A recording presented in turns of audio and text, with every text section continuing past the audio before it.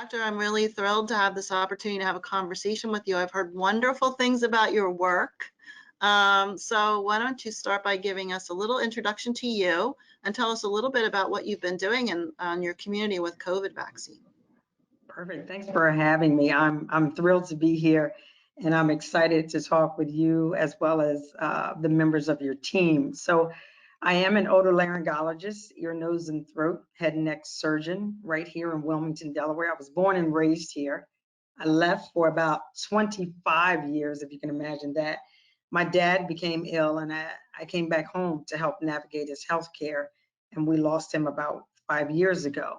So, it's very interesting for me because I didn't know what it would be like. I had no idea what it was like to take care of people that you know, Mm, my teachers, my classmates, my family, my friends. And so it's been a very rewarding experience. I wonderful. attended Tuskegee University as an undergrad, and I did my medical school training at the Medical College of Ohio in Toledo. I left there and went to Los Angeles. I did my residency in LA. It was right in the heart of the city. I was in Compton and Watts at Martin Luther King Hospital. And that was a great time. And then I left King and I went up to Stanford University and did a fellowship in the surgical management of sleep apnea. So I've seen the best as far as facilities and in some instances the worst. And what I know for sure, no matter whether you're at a high-end hospital or situated in an inner city, it still matters that you just take care of the patients as if they were your family. And Right. so for me, it hasn't been a transaction, it's been a relationship. And so I take those relationships very seriously and I enjoy what I do. So we are delighted because our group, ENT and Allergy of Delaware, we do about 1,000 allergy shots a week. And we Wow. saw that some of the hesitancy with the COVID vaccine was around anaphylaxis and reactions allergically. We knew we had to get involved. So to date, we've done over 12,000 vaccines in our community. And folks have been more comfortable with us because they know that if you come in for a shot with us and you are an allergy patient, we as physicians, we're ready to manage that kind of reaction. And I'm delighted to say of the 12,000 shots we have given, both Moderna and Pfizer, we've had about 5 people that have gotten lightheaded and a couple that actually passed out, but no one had an anaphylactic reaction. And we have had a lot of allergy patients that have been vaccinated with us. So it's been very rewarding and we feel good about the work we've done in the community thus far.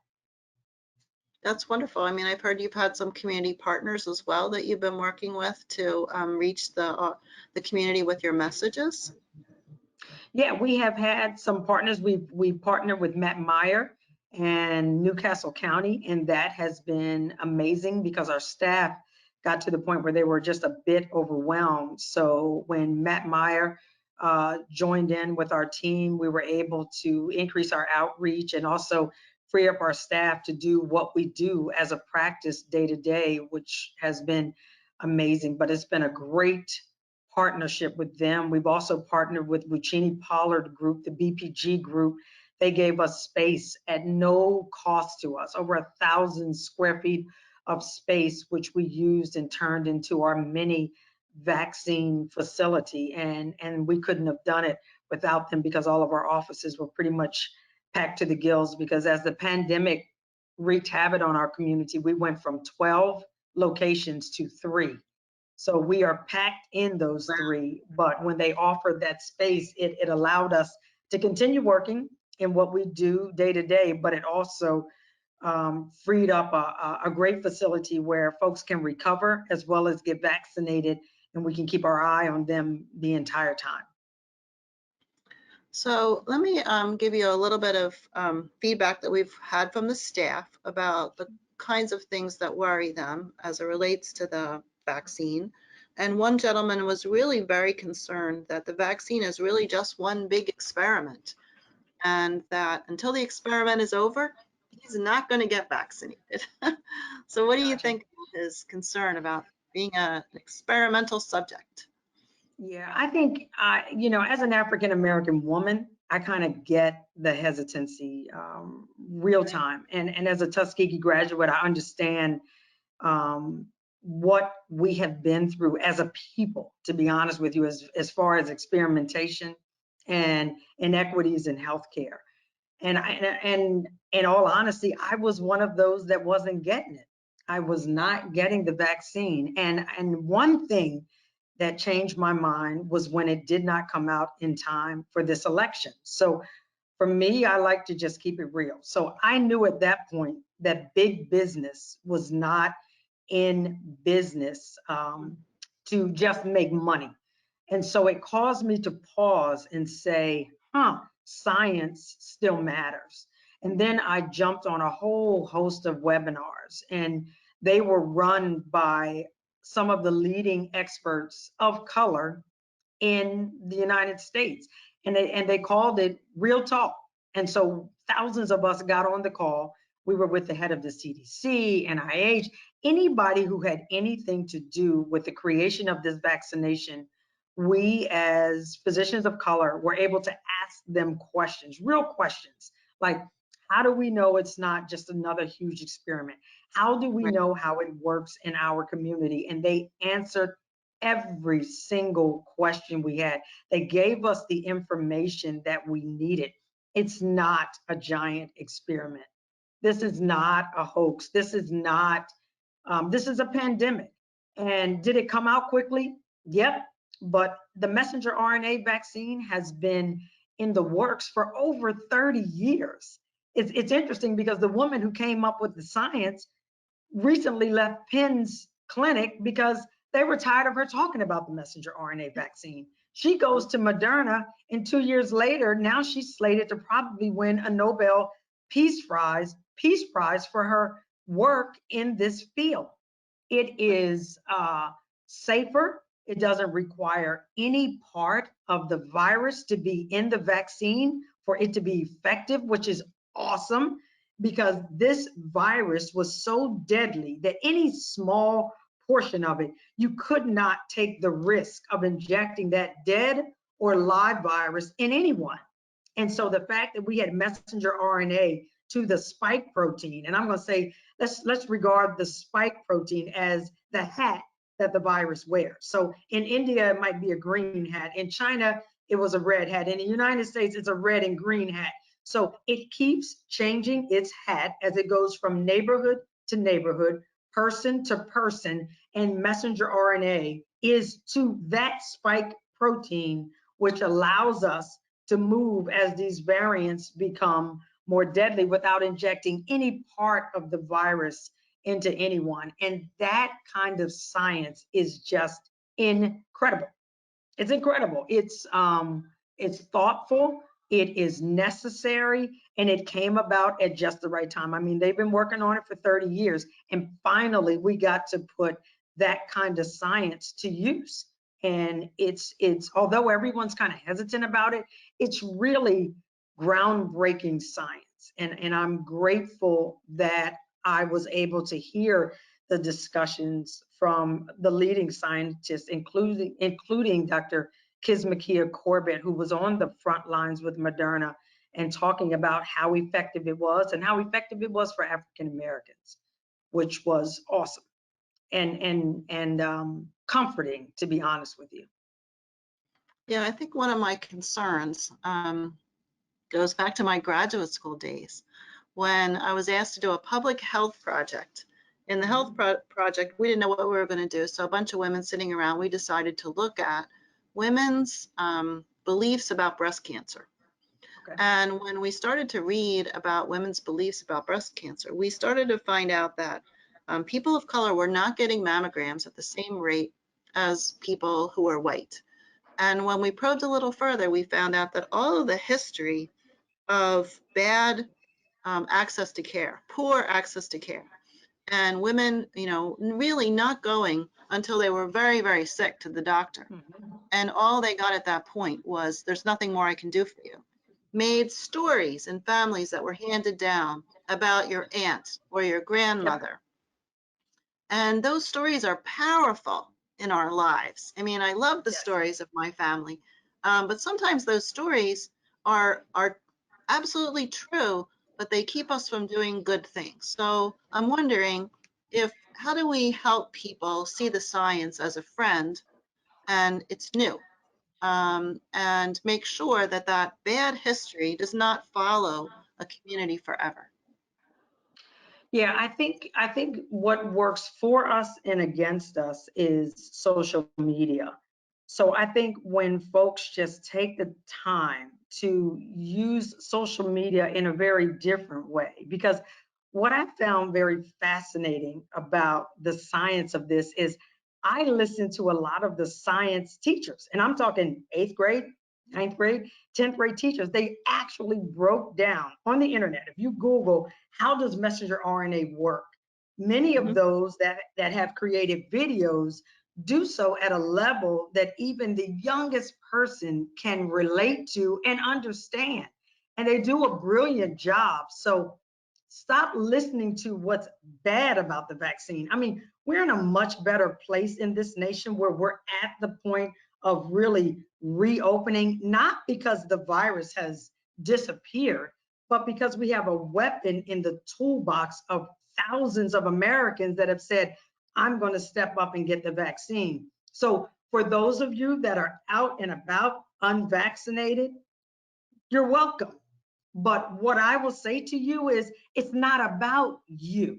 So many people see this as, listen, I'm healthy. I've never gotten a flu shot. I'm vegan. I don't do this. I'm everything is all natural. I don't believe in science. It's not about you.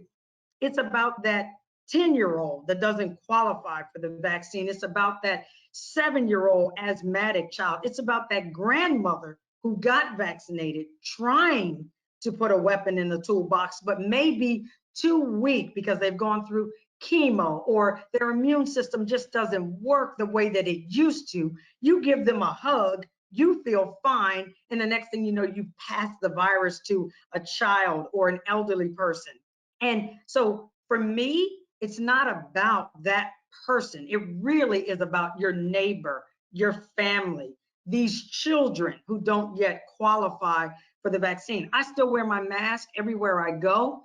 And everybody says, if you're vaccinated and you believe in science, why do you wear the mask? I wear the mask because on the other side of this door, I've got a 10-year-old and a 7-year-old in my home. And it matters to me that I don't bring home some weird variant that I didn't mount a response to, but I could pass to them and take them out accidentally. It's Right. this virus is real. This virus is deadly. And so if there is a weapon that you can put in your toolbox so that you can be less contagious and more effective in the fight against being in the ICU or being on a ventilator, then I would say let's look at the real science behind this and stop looking at our social media page to see who died today because of what. Now, let's look at the folks that are living because of the vaccine. Let's look at the other side of that. Yeah, it's really interesting. My father, in the middle of the pandemic, was a little annoyed with us because we wouldn't get very close to him, and we all wore masks. Yeah. And it took him until Christmas to think maybe that was a good idea. You know, my Yeah. dad is in his 80s. He has cardiac issues. He's a diabetic. He's got high blood pressure, so he's certainly not on anybody's low risk list. And That's right. at a certain point, he called and said, "You know what, Marion, I want you to keep those people out of my house. They're not wearing masks." And I would Good. not have wanted to be the person who was going to deliver him the Christmas cookies and the coronavirus on the same day. You got Uh, it. but it is an I interesting wholeheartedly agree. Right. I think it's interesting that social media carries all kinds of gossip, Yes. and it travels really fast. Yep. And we've had some really interesting ones. Maybe my favorite strange story was that there was in the bottle of vaccine, there were little microchips in there, and they were going to trace us with the microchips. And I've seen the bottle of vaccine and there's just liquid in there. And I thought, now who started that rumor? But it got around really fast. Yeah, it got around because you had big business, folks like uh, Bill Gates, who gave money, millions, to the vaccine rollout. And that's what it takes. You know, I get this question all the time, like, Joan, HIV has been out for a long time. Tell me why there's no vaccine available for HIV. Well, the truth of the matter is that no matter whether it was for the right reason or the wrong reason, big business partnered with the federal government to get this vaccine out in the United States and the world, because they wanted to get the world open back up so that you would buy cars again and shop again and get a dishwasher and get a dryer and a washer and a bike and travel again and stay at a hotel and take a flight. You know, so whether they did it for humanity or whether they did it because, listen, we need you guys back to work and we need the world opened up again so that we can continue making money. I don't care what the reason was. But when you say things like a microchip and a vaccine, folks in the United States of America, if you walk out your house without this guy, you will either turn around and go all the way back home, or you might not go at all, or you may be late because you're not going anywhere if you've forgotten your cell phone. So that is the best tracking device we have. Nobody needs to spend money in the midst of a pandemic putting microchips in a vaccine when you won't leave home without your phone. And if it dies, you're going to ask me, can I charge it in the office while I'm sitting here for 15 minutes? So seriously, let's get a real question, because microchips and Bill Gates go hand in hand.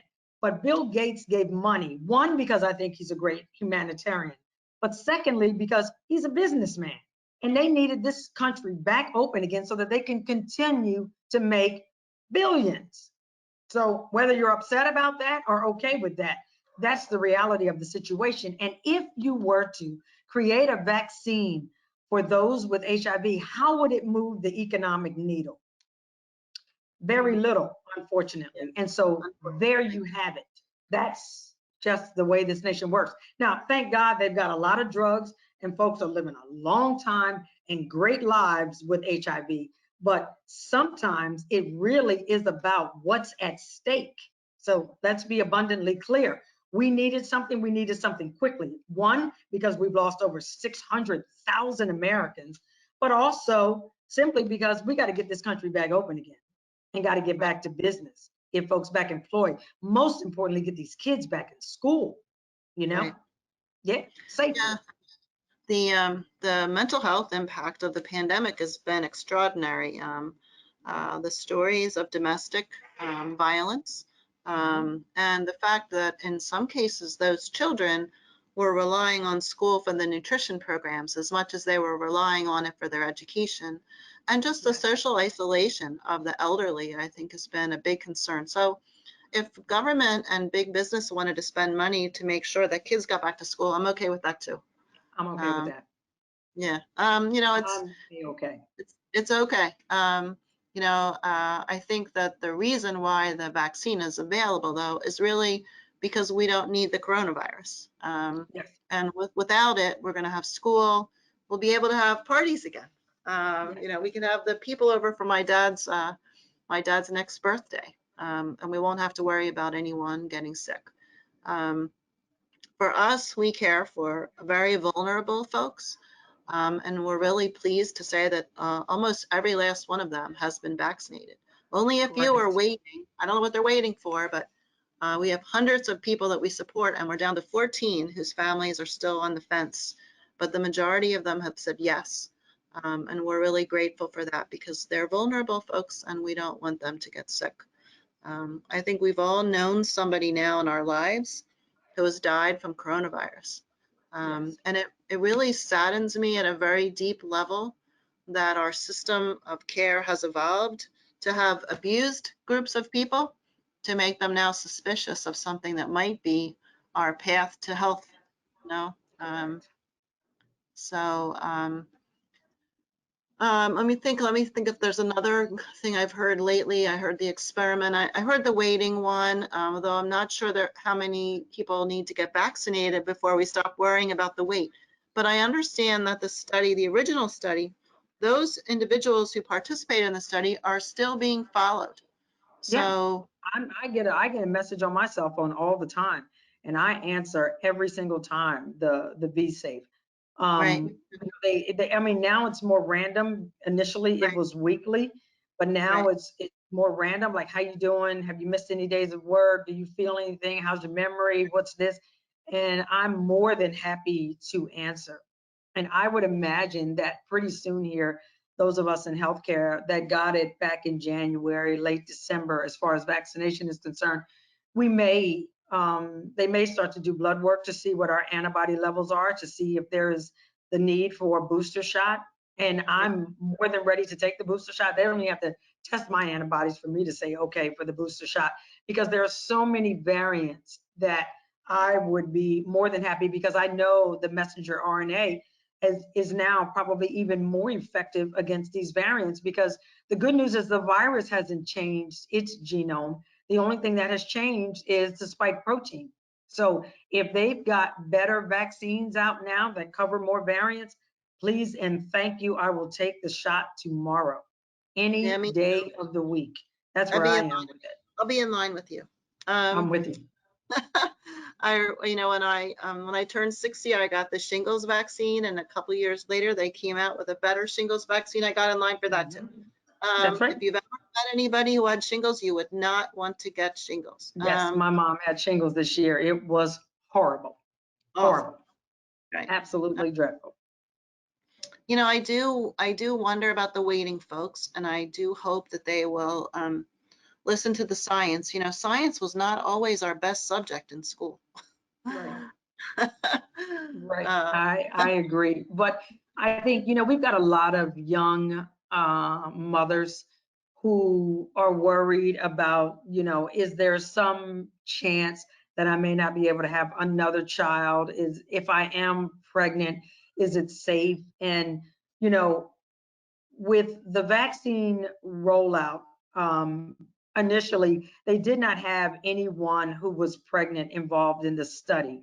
But as God would have it, in my opinion, many of them got pregnant during the vaccination trials. And so they were able to follow them through, and they all did fine. No one had one adverse reaction, and that's why the American College of Obstetrics and Gynecology has given the nod of yes to getting vaccinated, even if you're pregnant. Because there's so many risks with pregnancy. The last thing you would want is to risk COVID and blood clots and possible viral load to an unborn child. That just adds insult to what you're already going through in pregnancy. So they are advising, even if you're currently pregnant, should you be vaccinated? Yes. Is it safe for mothers of childbearing age? It 100% is. Yep. yeah, So yeah. that was a scary thing at the beginning of the pandemic. We had a couple of folks who were pregnant, and I did read recently that one of the people who was in the study gave birth to the baby, and there were antibodies in the baby. I was like, That's okay. awesome. I hadn't heard that. That's even better.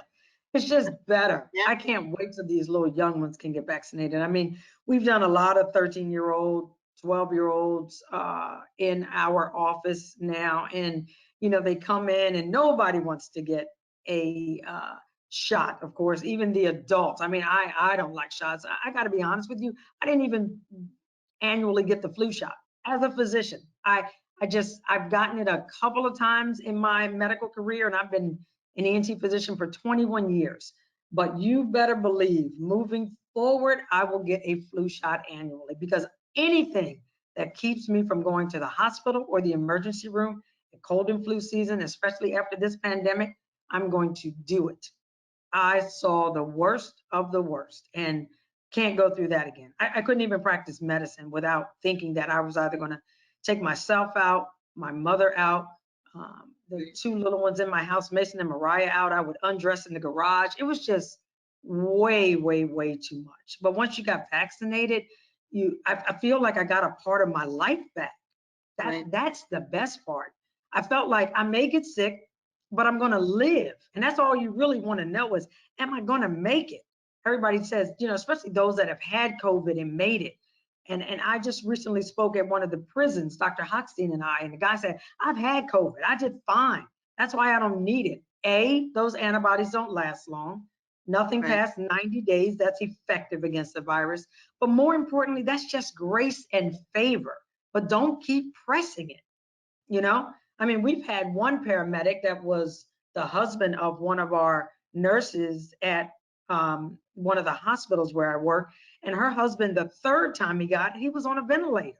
So you can't just keep pushing it, and because you've had it doesn't mean you can't get it again. Granted, right now we know the antibodies are good for 6 months because that's how long the study was before they released the vaccine.